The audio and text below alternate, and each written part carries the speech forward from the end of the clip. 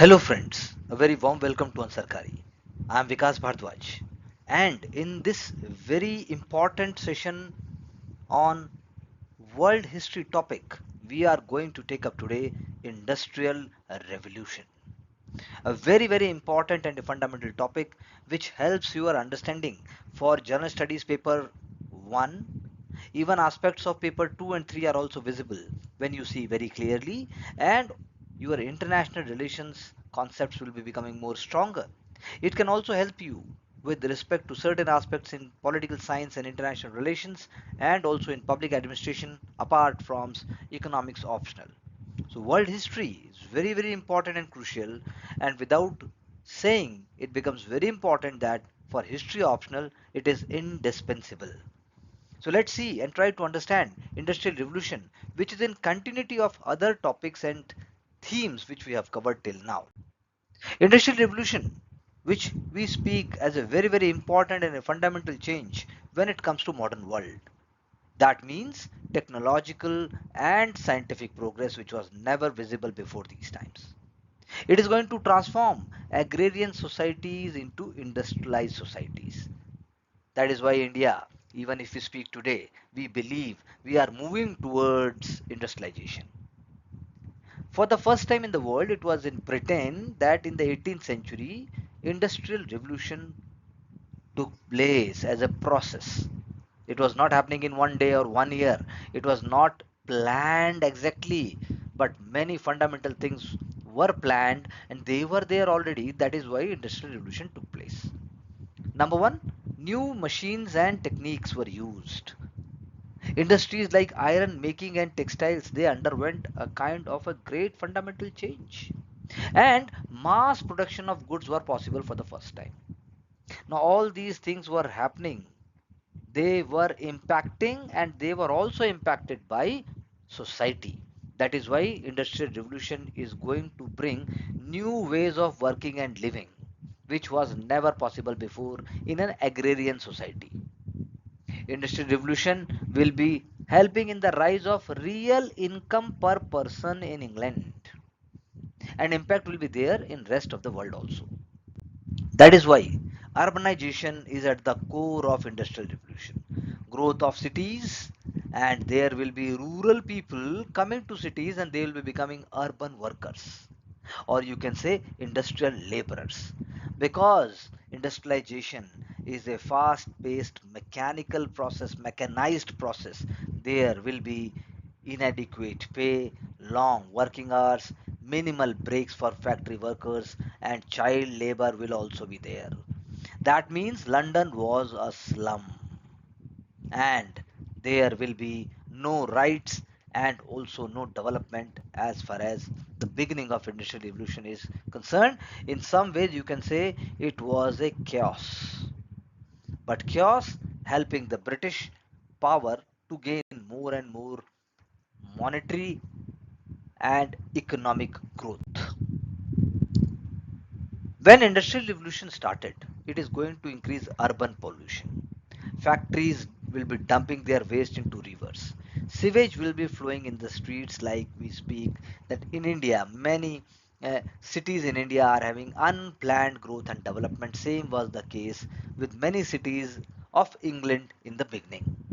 That is why even in context of climate change, we say that we have to see the degree of change with respect to industrialized era only. So from 1800 onwards, we see that the minimum temperature, whatever is the rise, it must remain below 1.5 degree and also below 2 degree Celsius. So industrial revolution is leading to many infectious diseases like typhus, cholera, smallpox, tuberculosis, and so forth. A kind of a churning is taking place, and finally leading to a very high level of living, human development, and so forth. So therefore, when we say that who gave the term and popularized the term industrial revolution, you must mention in your answer somewhere it was Arnold Toynbee, a very famous and a very important economic and political social historian, and he also wrote a book called what is history, or why we should study history. This picture shows the growth. This picture shows the tremendous change which England witnessed for the first time in the world like no other country.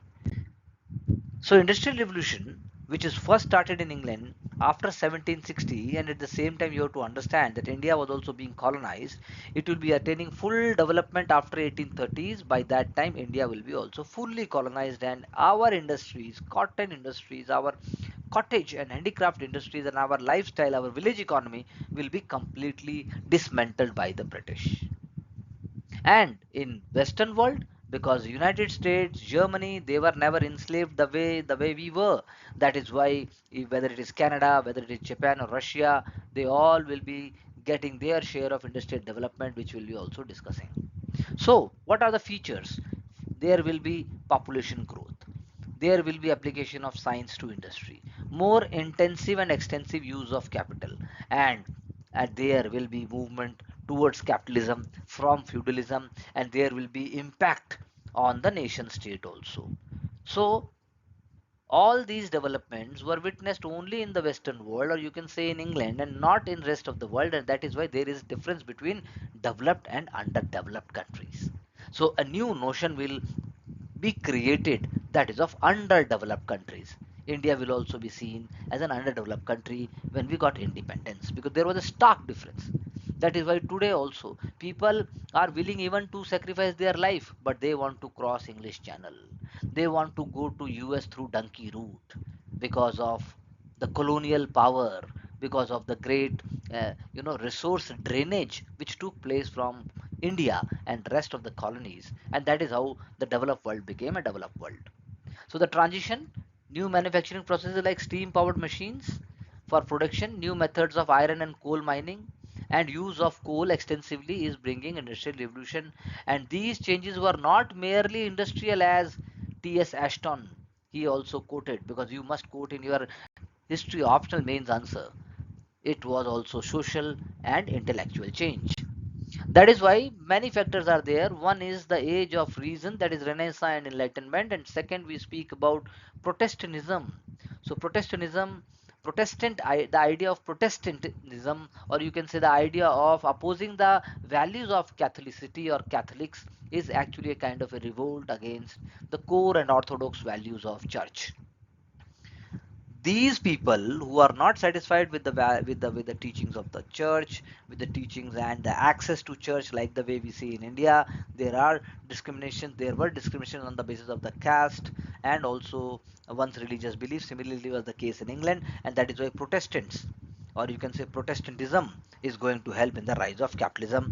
We can speak that in Germany also it will be visible very much, and a great writers including sociologists and even Karl Marx, they have also thrown light on it, including Max Weber, very important. So Catholic church land was confiscated, one fourth of the national resources were brought under productive use, and the dissenters, that means those who are not happy, they are opposing state interference in religious matters, they are founding their own churches. Academies were established by dissenters, which is promoting a kind of a practical philosophy of empiricism, and they are more inclined towards natural sciences and not towards traditional classics. They are the one who are going to experiment, who are going to take risk, who are going to go beyond, who are going to challenge clergy, who are going to challenge feudalism and even monarchy. So the University of Glasgow was open to dissenters, and it will be playing a major role in the development of steam power, which drove the machines. That is why industrial revolution is a transformation from agrarian economy to industrial economy. Factories are established and mobilization of people is taking place from the rural to urban areas, and cities are also coming up. So agriculture revolution, because new farming techniques, new technology is there. Population boom, because more food is there, more people are surviving, more nutrition there, families are becoming larger, and workforce is also required. New technology is there, because you are going to use new techniques to produce more and more things, for example steam engine or even new iron making techniques. So there are stages. First stage is of mechanization, that we have discussed, and we are talking about what is happening in 18th century and 19th century. Then you have the second stages of electricity, which took place in the 20th century. Then the stage of computing, which took place in the late half of the 20th century, or you can say the late period of 20th century, and finally digitization in the 21st century. So these four eras of revolution you must remember, and India do not want to leave itself behind when it comes to digitization. So, coming back to industrialization in the starting phase, Renaissance and Enlightenment, as John Dudley, the Englishman, and Henry Cort, another Englishman, they invented new method of smelting iron with the help of coal. So, this is going to help not only coal but also it is going to help in mining. Humphrey David going to invent safety lamp. It is making the life for coal miners bit easy, because the safety lamp is going to check out that whether poisonous gas is there or not, and the life will be becoming easier inside the mines, because the lamp will not be working, it will be automatically extinguishing itself whenever there is a poisonous gas, or you can say carbon dioxide or carbon monoxide.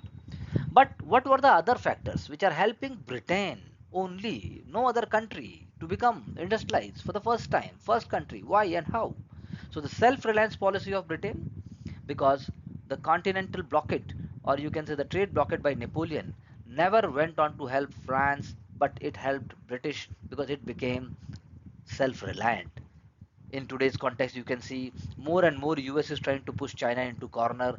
China will be emerging as a superpower maybe in the next 50 to 100 years. Secondly, when we say that what kind of government system was there, so political stability in England is going to help.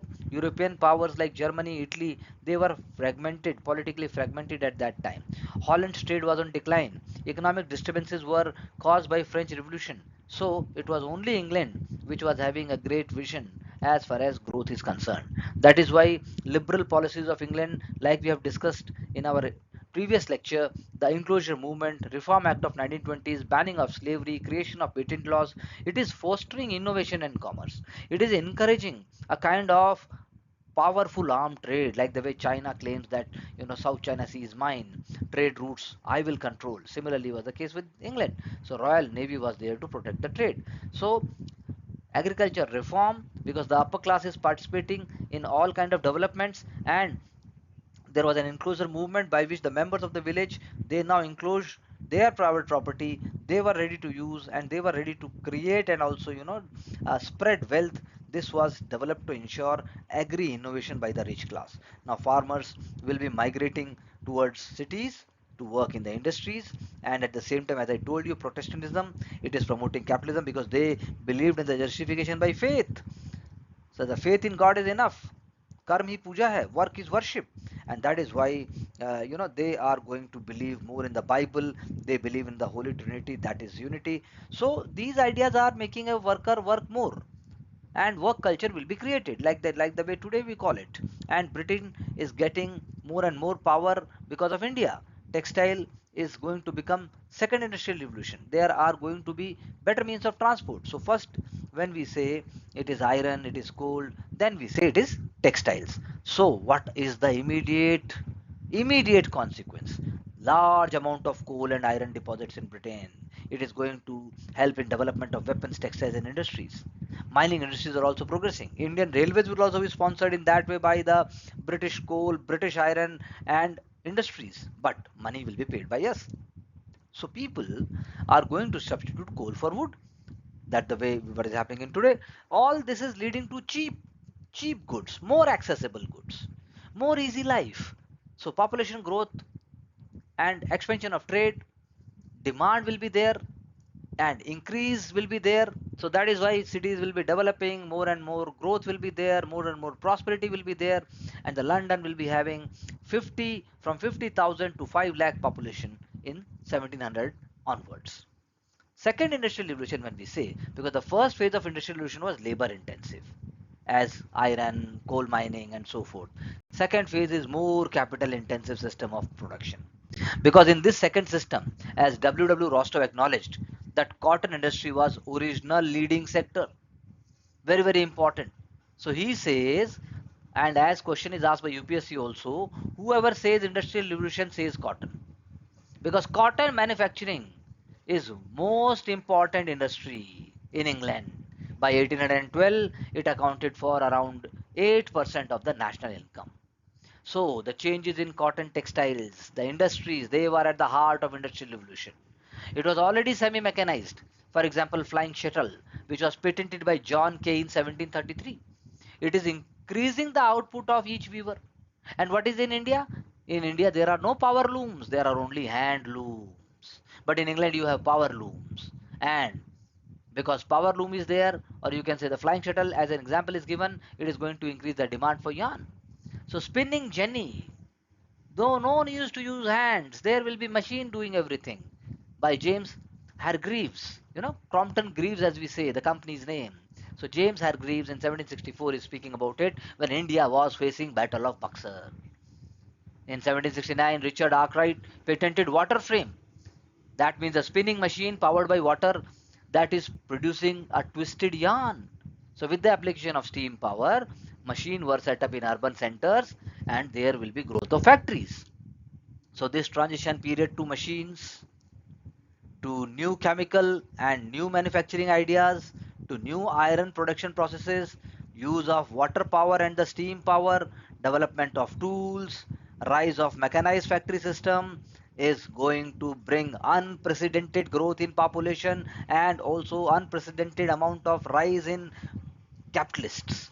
So textile industry was the first to use modern production methods and textile became dominant industry in terms of employment, in terms of capital investment, human economy, that means human development is also going to take place. You can take example of Silicon Valley.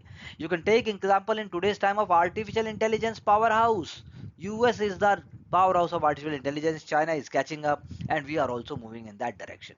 So what we can say that the textile industries is the core part which is actually succeeding the agricultural revolution in England. By mid-18th century, Britain was the leading commercial nation, controlling the global trading empire, not like today. It is having a lot of colonies, including India, North America, and Caribbean.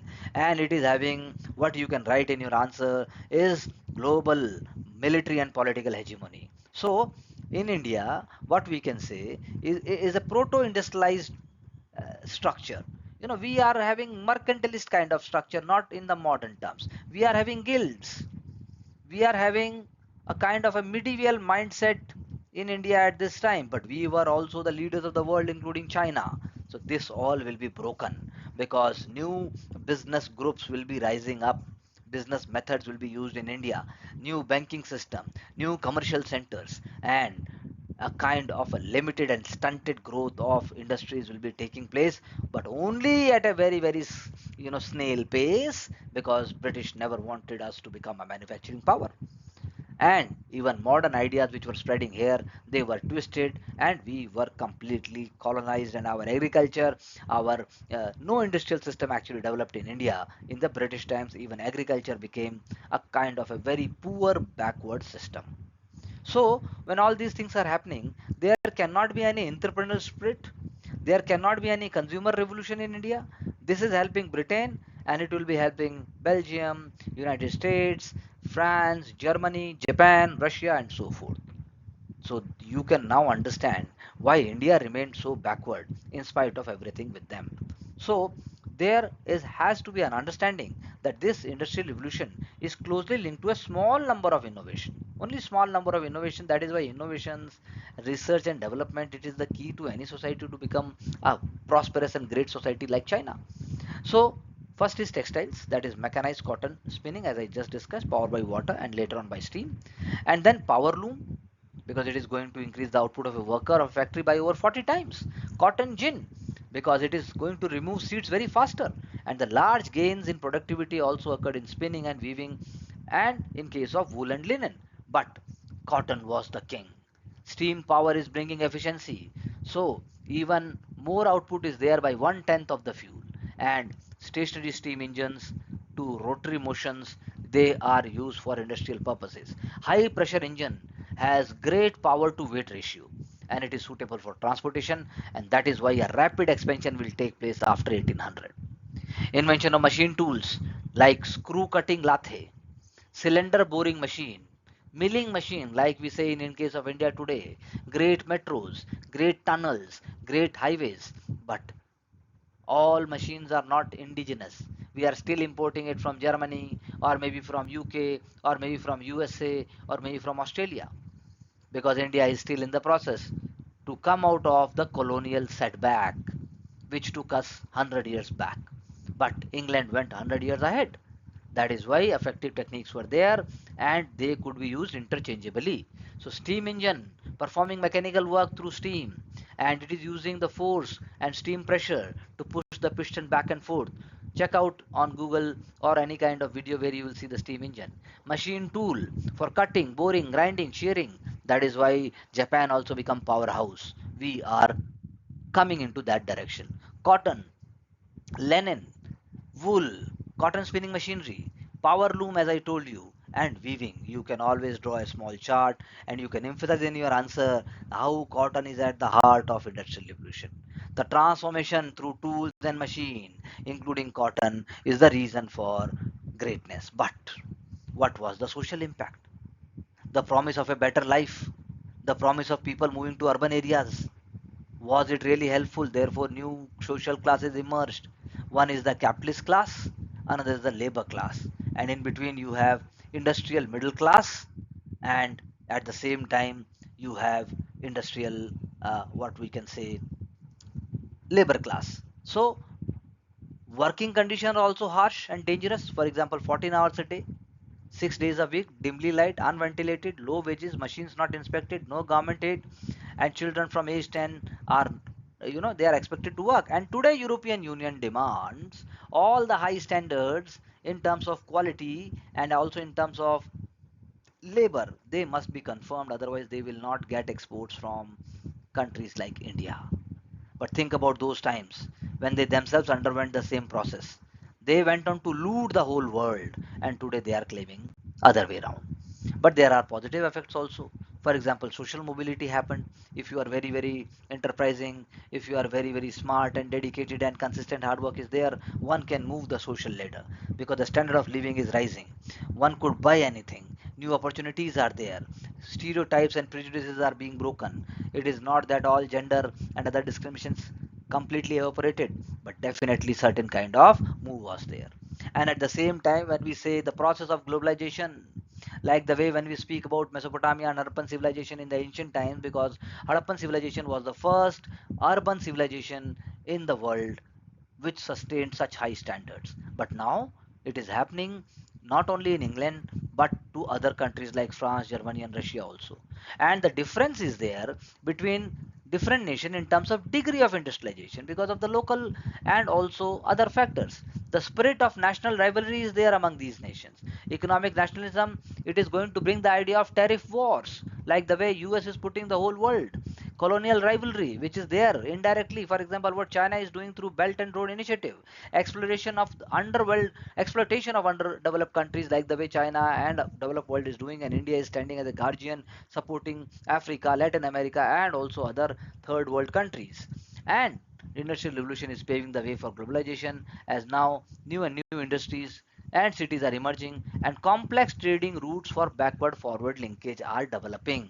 That is why if Strait of Hormuz is not going to work properly, then not only India but even all part of the world will suffer in some other way. So backward forward linkage, very, very integral to globalization, because some places bringing raw material, some places bringing finished goods, some area is linked with financial technology. That is why fintechs in today's time we speak about. Some is providing the laborers, skills, capital. So more and more regions are dependent upon each other and they are behaving like a single unit. So that is why industrialization fueled globalization.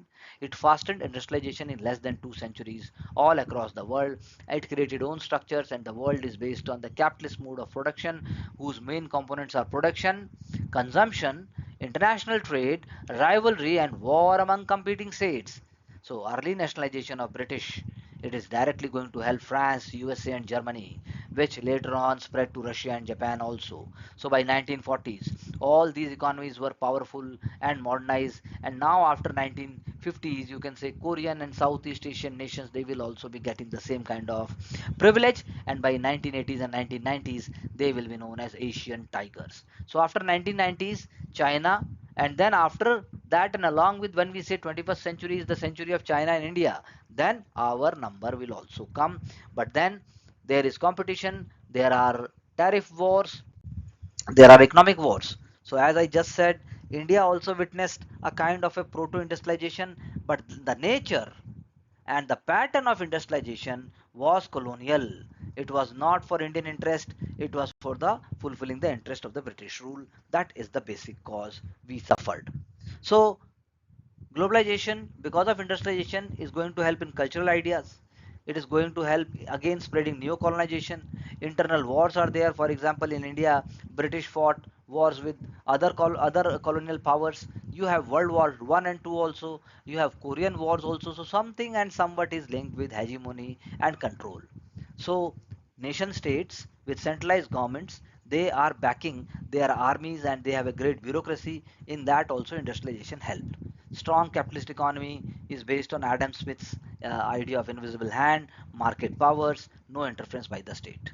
Moving towards standardization of legal codes, abolishing legal codes, I should say, abolition of feudal privileges, reducing power of churches, and promoting scientific innovation, like the what we see in context of China. China is surging ahead because it is following all these principles. So increased trade, grow greater competition and lower prices, economic of scale, increased labor and mobility, tax avoidance become easier. Now India also is having double taxation avoidance treaty with many countries, monopoly power of multinationals, and structural unemployment. That is, you can say that certain sector is becoming more viable. About artificial intelligence or the digital revolution, we say we now need new skills because the mechanized era is going to be over. But when we speak about other countries like USA, there is also beginning of industrialization by 1800s, steadily going up, but more important result will be seen only after American War of 1860s. And it will be getting more capital about after 1860s. Machines will be becoming means of manufacturing.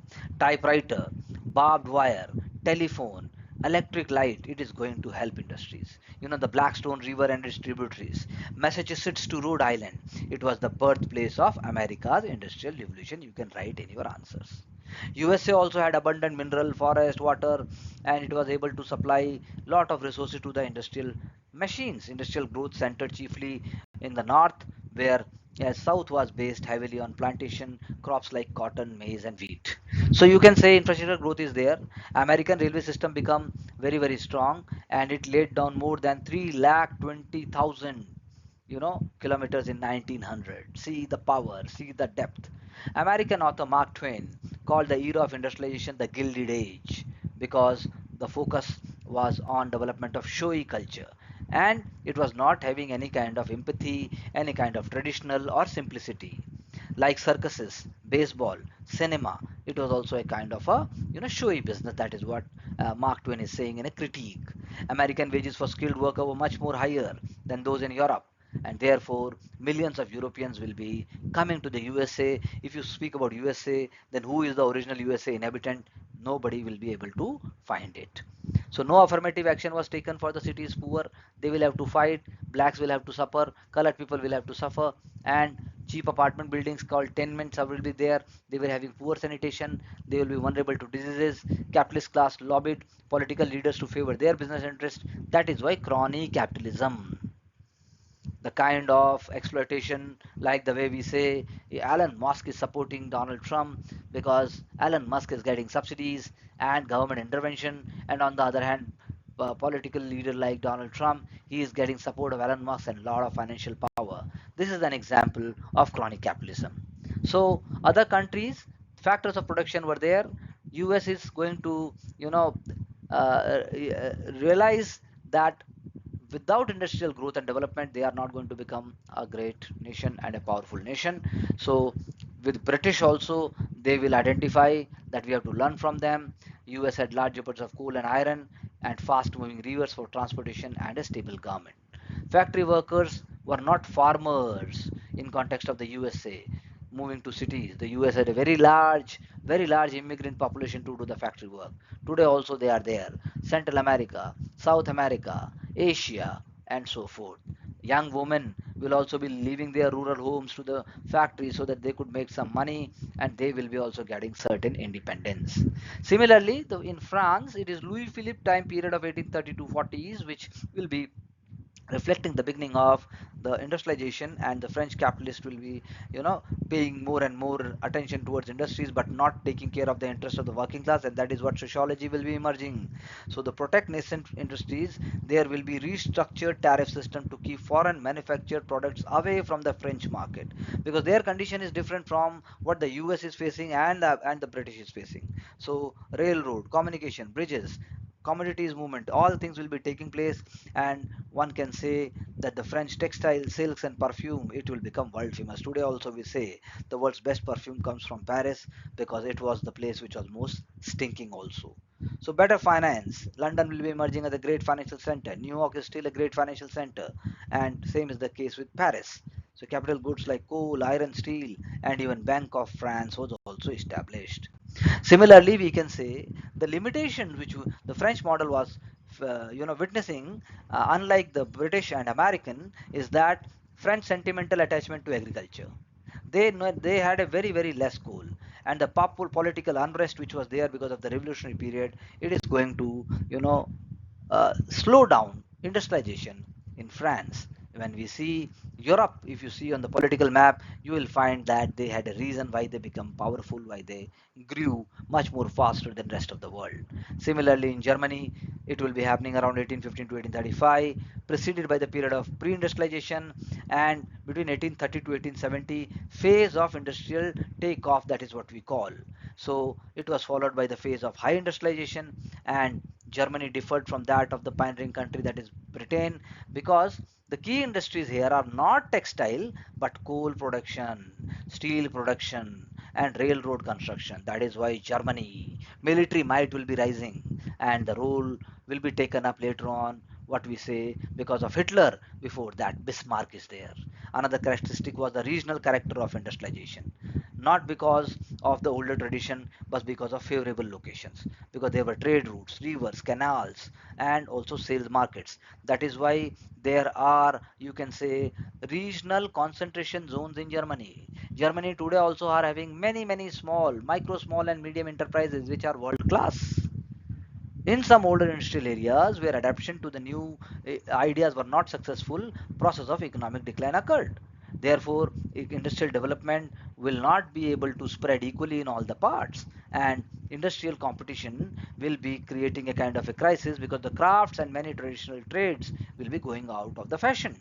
This is one of the causes why industrial revolution is going to create new job opportunities, but then whole of Germany will not be progressing at the same time. And as I just said, the social question was always there.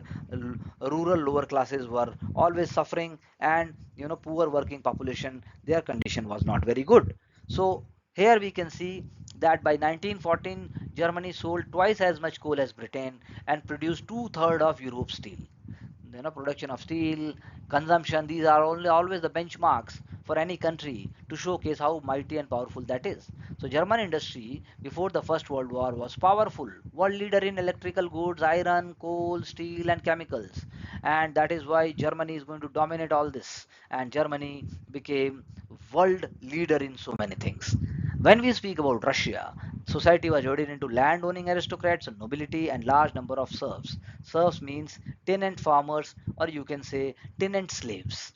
So another minority middle class, which is consisting artisans, soldiers, merchants, they were also there. So enlightenment had less impact, unlike Europe, and Russian monarchy was very powerful, but it was the defeat in the Crimean War in 1856 which they found that they are lacking development, and Russian factories were not able to compete or produce sufficient amount of weapons or machinery. There was little technical innovation and large inefficient bureaucracy, and even railway system was very inefficient. That is why pressure was there on Alexander II, and from 1861 onwards there will be emancipation of the serfs, and they will become free so that they could be used in industries. But the problem was of low capital, less employment opportunities. So therefore peasant had freedom but no land. Therefore the landed peasantry become a new class called kulaks. Landed peasantry become very powerful. They had more than 8 acres of land. They hired landless peasants, or you can say those who are not having anything to do, or you can say sharecroppers, and they will be using them as laborers, and there will be better farm machinery, and surplus will be sold. That is why next stage of reform will be taking place after 1870s, and the large infrastructure programs, particularly construction of railways, will be taking place. And liberals wanted constitutional monarchy and an elected legislature, whereas radical wanted to adopt socialist ideas. Therefore, they look for more revolutionary changes, and there will be assassination of Alexander II in 1880s. So Tsar will be moving away from reforms, and he will be taking the policy of repression. Therefore, the program of Russification, which was aimed at suppressing the cultures of non-Russian people, took place within the empire. And you can understand Russia was a huge land. So Russian Revolution will be coming later, but before that, Industrial Revolution by 1890s is going to find its way. Railroads will be there, iron and coal mines will be there, foreign capital will be there, Trans-Siberian Railroad will be there, and Russia wanted a warm water port in Pacific called Vladivostok, and by the Russian-Chinese Friendship Treaty of 1895, Russia gained Darin and Port Arthur, that is the two other warm ports. So that is why you can say beginning of the 20th century is the beginning of industrialization for England, and Russian ruble was pegged to the gold standard, therefore making it a foreign reserve. In case of India, British were actually, Indian rupee and sterling, it was there, but then it was manipulated. So infrastructure growth, telegraph lines, railways, mines and electric plants, they are the key thing for Russia to grow, and the foreign capital will be flowing on it. That is why we can say Moscow, Kiev, they all become very developed. More than 50% of Russian heavy industries were foreign owned, but the Russian Empire was the fourth largest producer of steel and second largest producer of petroleum. One can say there was visible impact on the Russian economy. Loss of Poland in 1915, it halted industrialization of Russia, as Poland was the transportation and industry base of Russia. Therefore, Russian Revolution, it will be another change. New economic policy in 1921, revolution from above, that is what they were saying. And the extraordinary goal was rapid industrialization with focus on heavy industry and collectivization of agriculture, because they wanted that everything must be shared in such a way that there is no capitalist class. So we say the model of Karl Marx, that is being discussed and that is being implemented in Russia, which finally got dismantled when collapse of USSR took place. So the forced collectivization, it is going to have disastrous impact on agricultural productivity. Famines will also be there, and by 1940 approximately 97% of all peasant households had been collectivized, and the private ownership of property was completely eliminated. When we see Japan, it was following an isolationist policy by 1853. They not allowing any kind of outside interference. But Commodore Perry, he will be reaching, creating diplomatic relations. Negotiations will be there, and he will be threatening, or he will be showing the gunboats. He will be using the gun power on the boats, and therefore he will be forcing Japan to open two ports to Americans. And by 1860s, you can say all European nations were concluding treaties with Japan, and they will be securing commercial rights, open ports, extraterritorial rights, and control over tariff. But mind it, unlike India, Japan was never colonized. But in case of India, there was no say for India. Otherwise, India would also have been miles ahead what Japan achieved. Meiji Emperor, 1868, because Japan was open for foreigners.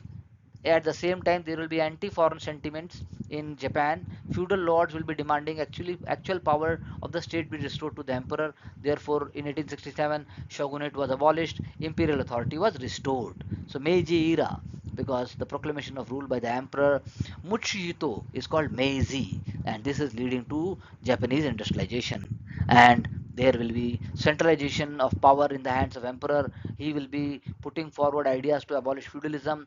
Warrior class samurai also gave up their class privileges. Bureaucracy was reorganized on the basis of the civil service examination like China. Land reforms will be taking place.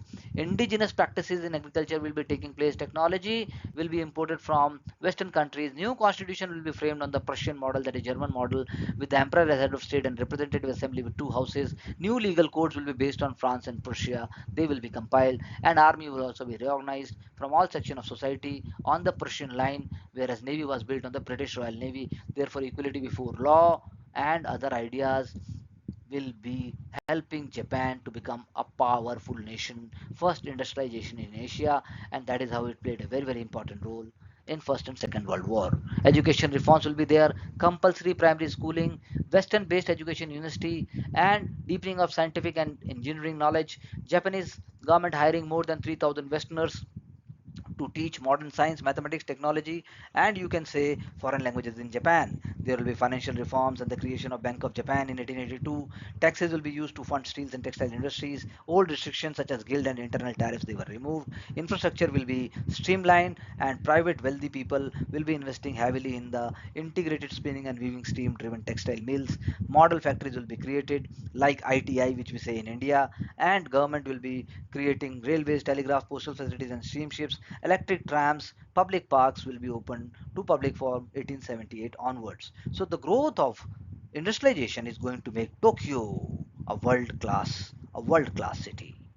So course of industrialization, when we say, because until the First World War, Japan was still behind the West, depending on the Western import. World War One, Japan generated trade surplus for the first time. It compared itself with the industrialization of European economies. Japanese economy suffered little from Great Depression. It was growing more than 5% GDP per year. To meet its natural resources, it colonized Taiwan, Korea, Manchuria, and parts of northern China by 1931. It started annexations of Southeast Asia and the Pacific in the name of Great East Asia Co-Prosperity Sphere by 1937, and it was claiming that we have the economic independence to do so. They are colonizing new territories. They are using natural resources, the coal from China, sugarcane from Philippines, petroleum from Indonesia and Burma, tin and bauxite from Indonesia and Malaysia, and they are expanding their power because of economic growth. So Japanese economy, steel production, Japanese aircraft industries had the capacity to manufacture 10,000 aircraft per year in 1940s. So think about it, how much India was exploited and how India missed the bus. Therefore, economy prospered, population grew, cheap labor is there, and government actually is encourage migration to Hawaii and to Brazil. Poor living standard in crowded cities will be slowly, changing. Political parties will be emerging. Frequent elections and political association will also be taking place, and Japanese will be started imitating Western culture, Western fashion, daily care, cuisine, and Japanese politicians in 1871 they were calling Iwakura mission, and they will be learning the Western ways from Confucius, Buddhism to Shintoism, ancient indigenous religion of Japan. They will be also learning about the West. Earlier, women used to work in field. Now they will be working in the factories, and at the same time, the patriarchal system of the West, which was allowing women even to work, but also at the same time, whole homely burden will be there on women because the family centered ideology. So, more industrial growth, great expanding of nations' power, Japan joining imperialist nations, defeating China in Korea Peninsula in 1895. It was striking an alliance with the Britain to make it an equal partner. Victory against Russia in 1905, annexation of Korea in 1910. This showed Japan as a great power because Japan was having very few natural resources, very few mining resources. It had nothing in terms of raw materials. Natural resources, Japan seized, for example, coal from China, sugar cone from Philippines, petroleum from Dutch East Industries and Burma, and as I told you, tin and bauxite from Dutch East Industries, or you can say Indonesia. For that, Japan built an extensive empire that include Taiwan, Korea, Manchuria, and part of North Japan. So we have discussed everything in detail.